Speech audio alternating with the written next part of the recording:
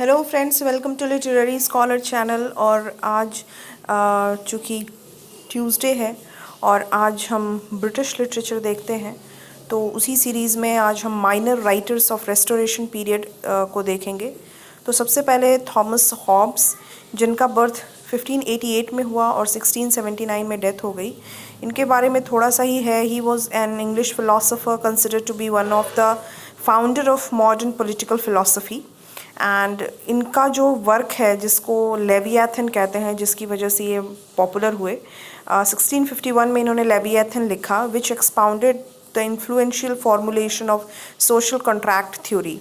अब अगर full title देखें लेवियाथन की, तो लेवियाथन और the matter, form and power of Commonwealth,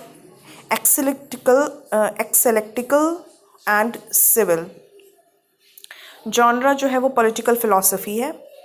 और जॉन लॉक की अगर बात करें तो 1632 से 1704 के बीच में इनका टाइम फ्रेम है। And he was an English philosopher, physician, widely regarded as one of the most influential of enlightenment thinker and commonly known as the father of liberalism।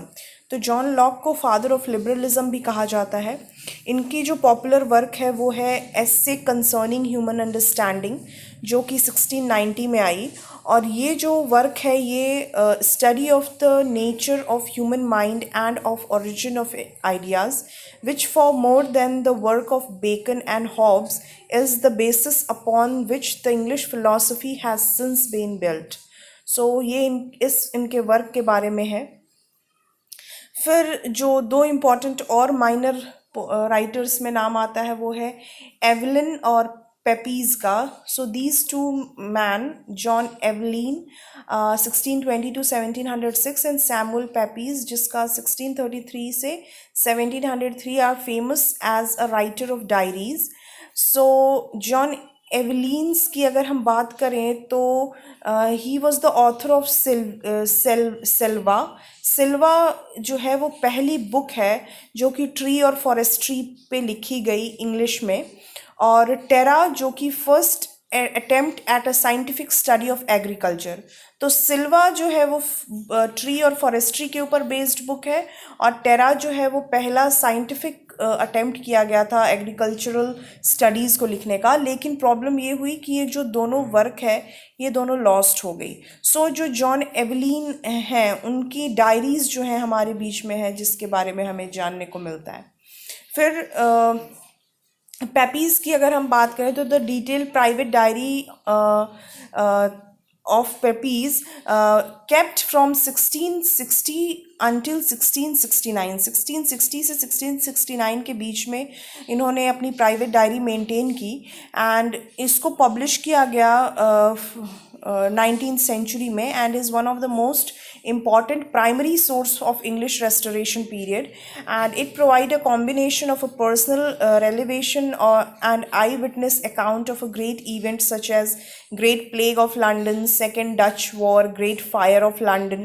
so ये सारे जो इवेंट्स हुए और ये जितने भी इंसिडेंट्स हुए उसकी इन्होंने डायरी मेंटेन की थी पेपीज़ ने। तो ये दोनों पॉपुलर डायरी राइटर थे रेस्टोरेशन एज के। अब अगर क्रोनोलॉजी के बारे में देख लें तो 1649 में एग्जीक्यूशन होता है चार्ल्स फर्स्ट का।